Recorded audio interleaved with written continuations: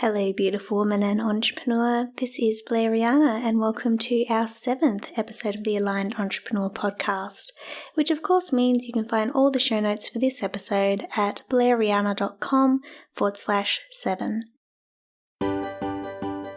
Welcome to the Aligned Entrepreneur podcast, the place to be for your weekly fix of divine feminine wisdom, empowered business mindset, and practical spirituality to help you break free from the hustle, find your flow, and grow your online business on your own terms, the feminine way. I'm your host, Blair Rhianna, and it is time to get aligned.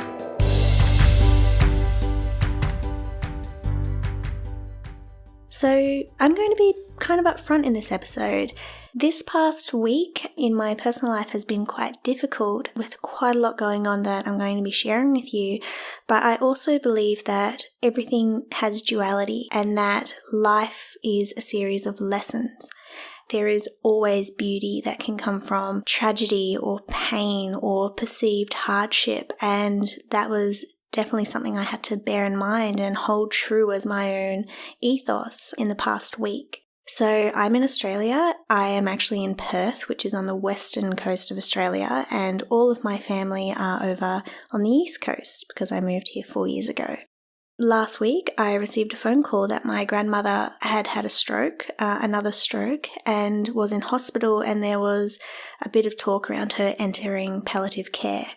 In that moment of being told, my immediate thought was, how do I get on a plane?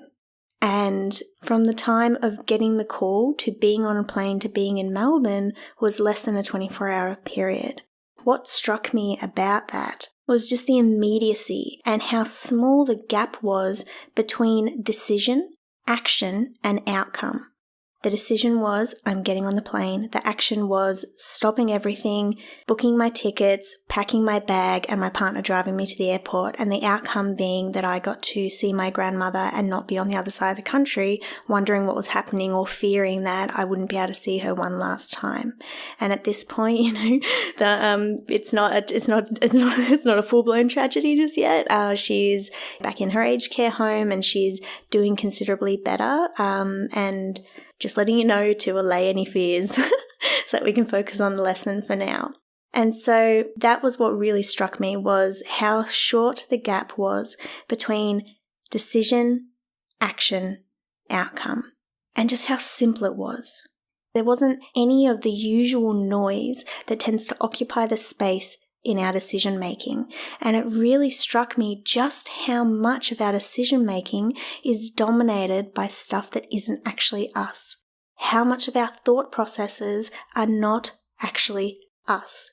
The truth of who we are beings of love, of service, of contribution and connection. But as soon as we deviate from that aligned state, that is where the gap between decision, action, outcome becomes considerably wider. And the wider that gap becomes, the more room that we allow to be filled with the bullshit, the stuff that isn't actually real. And not even in personal life, this is definitely something that in my reflections over the past week, which has been a very difficult week, I'm now back home in Perth, but I had no idea how long I was going to be in Melbourne. But my thoughts weren't around that. My thoughts was on the immediacy of the action that needed to be taken. It was on putting one foot in front of the other while having an overall goal, which was get to Melbourne, be with my family, support my mum, be with my grandmother. That was the vision, if you like, the desired outcome that I had, and every action I took had to be in alignment with that goal. There wasn't room for anything else. But in business particularly, we allow so much room for stuff that is not us. We allow the gap between decision. If we actually get to the point of making a decision, it's amazing how much time we can spend in a space of non-decision and resistance and struggle. The distance between decision, action, and outcome becomes more and more vast, and the more time that we allow, the more time that becomes filled with the excuses of, I don't have enough time, I don't know enough, who's going to buy my thing, I'm not ready, I don't know enough, I need to go study more courses, I don't have the money, I can't afford to work with that coach just yet. All of the excuses come to fuel the fear because we have fallen out of alignment with that innate truth. We have stopped being of service. And this is what really came through for me over the past week, was just how much we let fear dominate. We let our logic mind box us in and give these concrete ironclad parameters that we can't break out of. And if we are not changing, then everything is staying the same, and we wonder why our businesses aren't growing. We wonder why we're feeling stuck. We wonder why we can't shift our scarcity mindset. We wonder why things aren't changing when we ourselves refuse to change. Because when we are out of that alignment of service, we are out of the alignment of love. And if you are out of the alignment of love, you are in fear, and fear makes us selfish. Fear tells us, don't get on that Facebook Live, people will judge you. Don't launch, no one's going to buy. Don't put yourself out there, it's not going to work. Don't sign up with that coach, you're going to waste your money. All of this stuff goes on. Fear makes us selfish. It makes all of our energy become inwardly focused. We make it about us. And in that moment, we have lost sight of the vision.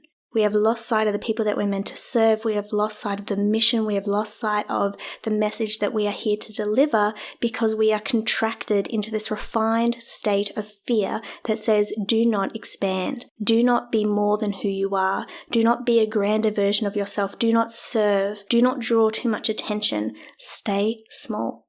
And nothing happens when you're in that place. And so what really struck me as I was going through this experience with my family and trying to be there for everyone and staying in that place of service, what made that gap between decision, action, outcome of me being in Perth, getting the call, and in less than 12 hours being in Melbourne was the fact that at no moment was it about me. There was no room because there was no time. There was no room for the bullshit to come in because there was simply no time. If there was going to be action, it had to be happening. And so I ask you, and what I invite you to reflect on is, what would you be doing differently in your life and business if you created a smaller gap between decision, action, and outcome? How much quicker would your business be moving forward? How many more clients could you serve? How much more income could you be drawing into your business if you created less space for the bullshit? Because what enabled me to make that decision, put everything on hold, get on the plane and go, was the fact that it wasn't about me anymore. It was about my mum. It was about my grandmother. It was about my family. It was about love and connection and community and service. And if it had been about me, it would have been about, do I have time in my schedule? How long am I going to be there? And all this other noise that was completely beside the fact. It was completely inconsequential. And if you look at the vast majority of your fears, they are inconsequential. The fear of getting on a Facebook Live because one person might judge you robs the other 50 that are there to be inspired by you. But you never know because you don't take the action. There is too much space between the decision, the action, and the outcome. So what would be different? How would life and business be different if you created less space for doubt to enter, for fear to enter, if you stopped making it about you? And the best way to get yourself out of fear and into action, into soul-aligned action, I'm not talking about just running around like a headless chicken just hoping something sticks. That is a haphazard, broken way of doing business, just throwing mud at the wall, hoping something lands. That's not business. That's guesswork. What I'm talking about is actually shifting the fear that is stopping you from taking aligned action that is going to move you forward in a way that is seamless, that is in integrity, that honors your energy. The best way to make that shift is to stop making it about you. Fear makes us selfish. It paralyzes us into a perpetual state of doubt, inadequacy, lack, and limitation. And the best way to stop making it about you is to make it about the people that you are here to serve, those that are in need of your wisdom, and those whose darkness is ready to be illuminated by your light. That is your role. That is your duty as a healer on this planet. As a being of service, because if you weren't, you wouldn't be in business, you wouldn't be listening to this podcast, we wouldn't even be having this conversation. So the fact that you are listening to this tells me a lot about you. So what I invite you to reflect on this week is to look at the big things that you are holding back from in your business. The coach that you've been following on social media, but you've been afraid to hire. The course that you know that you need in your business, but you're afraid to invest in. It is amazing. And this is probably the biggest takeaway from last week's experience with my family was that we hold so tightly to money, but we're so liberal with our time. We waste so much time. We give away so much of our time, and yet when it comes to money, we hold so tightly. We grasp white-knuckling to the way things are and to the resources that we've accumulated. That is lack. But ultimately, time, how we spend our time, what we do with our time, and how much we give to those moments, that is completely within our control. You can always make money back. You can always make money, but you can't get the time back. And so look at where you are wasting time in your business and your life. This goes far beyond business, because in my mind, business is a life force. It has its own vibration. It has its own soul, just as you do. If those two souls are not aligned, you're not going to be moving forward in your business. And what throws the two out of alignment is the noise, the stories, the bullshit that widens the gap between decision, action, and outcome. So where are you wasting time at the moment? Where are you holding yourself back? Where are you pouring your emotional and energetic resources? Where are your energetic leaks? And begin to look at how you can move from that contracted energy of fear and into a more expansive energy of contribution, of love, of service. And the best way to do that is to stop making it about you. Fear makes us selfish. And you are not a selfish person. You would not be in the service industry. You would not be a coach, a healer, a leader if you were a selfish person. You are a giver. You are a healer. You are a being of light, here to raise a vibration on the planet. And that is what I really want you to understand. The fear is not you. The fear is an illusion. The fear is your mind wanting to keep you safe by having nothing change, so that every day is a repeat of the last, and your life is just a series of repeated moments, that your history becomes your present, and your business won't grow that way, the world will not change that way, you will not change the world that way. You will not leave the impact on the planet that you are here to leave if you are being selfish and stuck in a state of fear, neither of which are you, neither of which are aligned to the truth of your nature. And the best way to get out of that is to turn your attention outward towards everyone else that is there to be served by you. And this doesn't mean, this is a very fine line between being of service and being a martyr. And unfortunately in our society, women are more, encouraged towards the martyr side. And so we think if we take anything for ourselves, we are being selfish. That's not at all what I'm saying. I am talking about being of service in a way that is mutually beneficial, in a way that you are getting paid abundantly for being of service. I'm not talking about you just handing out your goods and services without some kind of exchange, because that's not in balance either. Just as grinding yourself into the ground in your business is completely out of balance, neither of those are in alignment. So I'm not talking about you having to give all of yourself to everyone else. I'm talking about being of service to the people, the select people, your target market, your niche, who are here to receive the healing that you are here to deliver. That is an exchange. It is an exchange of value. You exchanging the value of your service, your insight, your healing, your teachings, your wisdom in exchange for the financial remuneration that your services are worth, which is completely different from you just handing out your energy to everyone else and keeping nothing for yourself. That is a completely different topic. And if you want some clarity on that, I suggest you go back and listen to the very second episode of this podcast titled Your Most Valuable Resource as an Entrepreneur to get a bit of clarity on what I mean when it comes to the self-care and honoring your energy as an entrepreneur. But for the moment, for this week, I really just want you to reflect on this, because the threat of death puts everything into perspective. And being in that nursing home, I heard a lot of elderly people talking about their regrets. And you are not here to lie on your deathbed wishing that life was different. We are in a golden age of opportunity, particularly as women. We have more choice now, more access. And yes, there's still a lot of areas where there's a long way to go, where there is inequality,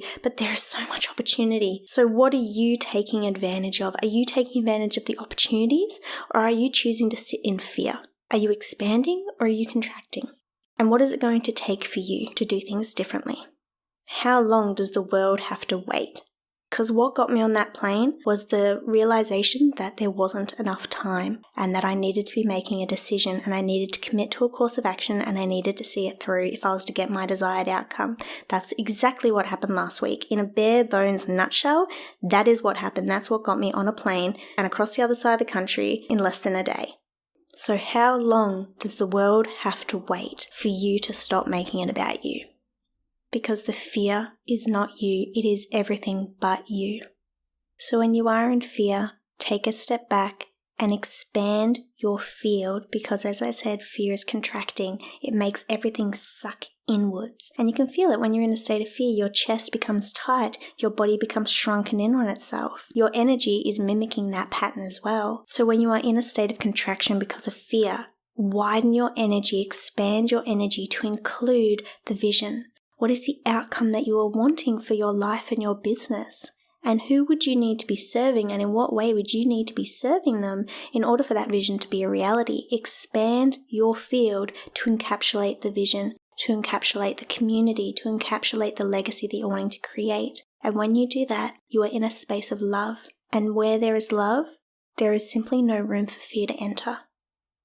So I hope that you found this episode helpful, at the very least to give you permission to look at fear in a different way, and to realize that when you are in a state of fear, you are being everything but yourself, and asking yourself the question, well, what do I need to do? What action do I need to take to get myself back home to myself, to call myself back in? Because you are a being of love. So when you are in a state of love, that's what stops fear from coming in. It has nothing to do with love as being something separate from you, because love is not separate from you. Love is you.